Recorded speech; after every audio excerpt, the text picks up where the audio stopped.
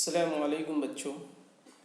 आज हम अलजिब्रा का सबक नंबर 4 निस्बत और तनासुब का मुताला करने वाले हैं। निस्बत और तनासुब में दो अल्फाज हैं, एक है निस्बत और दूसरा है तनासुब।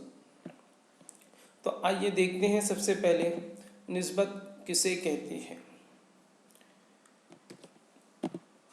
निस्बत किसे कहते हैं तो इल्म रियाजी की तारीफ में निस्बत किसे कहते हैं?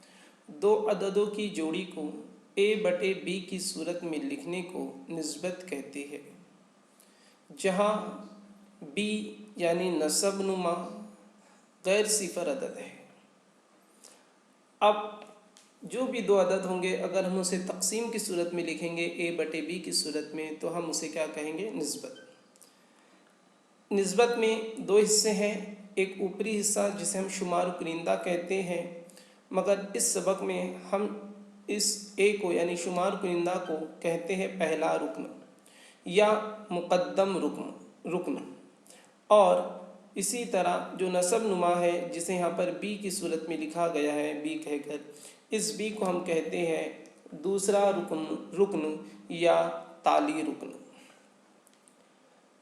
और इसे दूसरी अल्फाज में निस्बत की तारीफ़ को इस तरह भी बयान किया गया है कि तक़सीम के ज़रिए से यकसा इकाई रखने वाली दो मिक़दारों का मुआज़ना निस्बत कहलाता है। इसी तारीफ़ को इल्म रियाज़ी की सूरत में इस तरह लिखा गया है, तक़सीम के ज़रिए।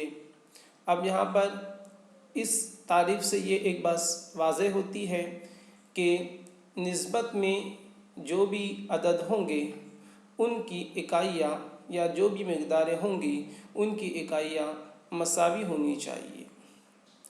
निस्बत को समझने के बाद हम इसके दूसरे हिस्से तनासुब की तारीफ़ समझेंगे। तनासुब किसे कहते हैं? तो आइए देखिए, तनासुब वो मसावात जिसमें दो निस्बतों को मसावी लिखा जाता है। फिर से मैं दोहरा रहा हूँ, इसे आप देख लीजिए। तनासुब वो मसावात जिसमें दो निस्बतों को मसावी लिखा जाता है, इस मसावात को तनासुब कहते हैं।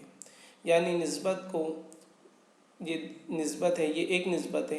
इसी तरह हम एक दूसरी निस्बत बनाएंगे, जैसे मैं इसकी मिसाल इधर नीचे पेश कर रहा हूँ। मिसाल a/b बराबर c/d। तो अब ये एक मसावात की शक्ल इख्तियार कर ली है इसने। तो इस दो निस्बतों को मसावी सूरत में लिखने का अमल हमें इल्म रियाज़ी की सूरत में क्या कहलाता है? तनासुब कहलाता है। अब इसके अलावा इसकी और बुनियादी मालूमात आपको देना ज़रूरी है। आपको इस सबक को हल करने से पहले 1 से लेके 20 तक के तमाम पहाड़े मुँह ज़बानी याद होने चाहिए। दूसरी चीज़, इसमें आपको तक़सीम का अमल अच्छी तरह से आना चाहिए। तो आइए अब हम आगे की जानिब बढ़ते हैं और मश्क नंबर 4 और उससे पहले मैं एक चीज़ निस्बत की खुसूसियात बता देता हूँ। निस्बत की खुसूसियात क्या है? तो सबसे पहले निस्बत की खुसूसियात यानी ये चीज़ें समझ लीजिए, जब खुसूसियत कहा गया, देखा जाए तो एक तरफ से उसूल है। अब इसके उसूल क्या है? निस्बत के लिए किसी चीज़ को निस्बत में लिखने की सबसे पहले उसूल क्या है, वो यहाँ पे हम बयान कर रहे हैं। ये पहला उसूल है, दो आदाद की निस्बत में दूसरा रुकन 100 हो तब इस निस्बत को फ़ीसदी कहते हैं। मिसाल जैसे है 15/100, हम इसे लिख सकते हैं 15%। अब देखो, इधर a जैसी 15 है, मगर b क्या है? 100, दूसरा रुकन 100 है, तो ये क्या हो गया? फ़ीसदी। यानी एक बात यहाँ से वाज़ेह हो गई कि निस्बत में जो दूसरा रुकन है, अगर वो 100 होता है तो उस निस्बत को फ़ीसदी के सूरत में लिखा जाएगा। और जो जो फीसदी है उसे निस्बत की सूरत में भी लिखा जा सकता है। आगे की मश्क में हम इस तरह के सवालात हल करेंगे तो इंशाअल्लाह हमारी और जो डाउट है वो क्लियर हो जाएंगे। अब दूसरा पॉइंट जो है, जिन आदाद की निस्बत मालूम करना है उनकी पैमाइश की इकाई भी यकसा होना चाहिए। मिसाल के तौर पर अगर ये 15 है और ये 100 है तो ये 15 मीटर है तो ये 100 मीटर होना चाहिए। इनकी इकाई जब तक ये मसावी नहीं होंगी तब तक हम इसको निस्बत की सूरत में नहीं लिख सकते हैं और निस्बत की सूरत में हल नहीं किया जा सकता है। तो जिन आदाद की निस्बत मालूम करना, इनकी पैमाइश की इकाई भी यकसा होनी चाहिए। तीसरा पॉइंट है, निस्बत की इकाई नहीं होती है ना, निस्बत की कोई इकाई नहीं होती है क्योंकि ये दोनों इकाइयाँ बटे में रहने की वजह से कैंसिल हो जाती हैं। अब चौथा पॉइंट है, तनासुब के आदाद को किसी एक ही गैर सिफर अदद से ज़र्ब या तक़सीम करे तो तनासुब नहीं बदलता। मिसाल के तौर पर ये 15 है, मैंने 15 ज़रब 2 किया और इधर भी 100 ज़रब 2 किया है ना, तो अब इसे तनासुब तक़सीम नहीं होगा। क्यों?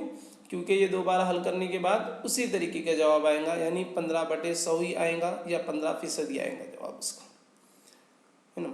अब आइए आगे की जानिब बढ़ते हैं। अब मश्क नंबर 4.1 इसका जो हम सवाल है वो पढ़ते हैं। सवाल नंबर 1 है, पहले अदद की दूसरे अदद से निस्बत को मुख्तसर तरीन सूरत में लिखिए। अब यहाँ पर मुख्तसर तरीन सूरत में लिखने के लिए आपको 1 से लेके 20 तक पहाड़े याद होनी चाहिए, तभी आप इसको बखूबी और बहुत ही अच्छे तरीके से और आसान तरीके से हल कर सकते हैं। आइए इसका पहला सवाल देखते हैं। पहला सवाल है 72,60। अब यहाँ पे पहला अदद कौन है? 72। दूसरा कौन है? 60। तो इधर लिखा है पहले अदद की दूसरे अदद से निस्बत को मुख्तसर तरीके। तो अब इसको लिखने का तरीका इस तरह है, 72 की निस्बत 60 बराबर 72/60 लिखा जाए। अब हमें ये जानना ज़रूरी है कि 72 और 60 किसके पहाड़े में आता है। तो ये आप अगर आपको पहाड़े याद होंगे तो अच्छी तरह आप समझ जाएंगे।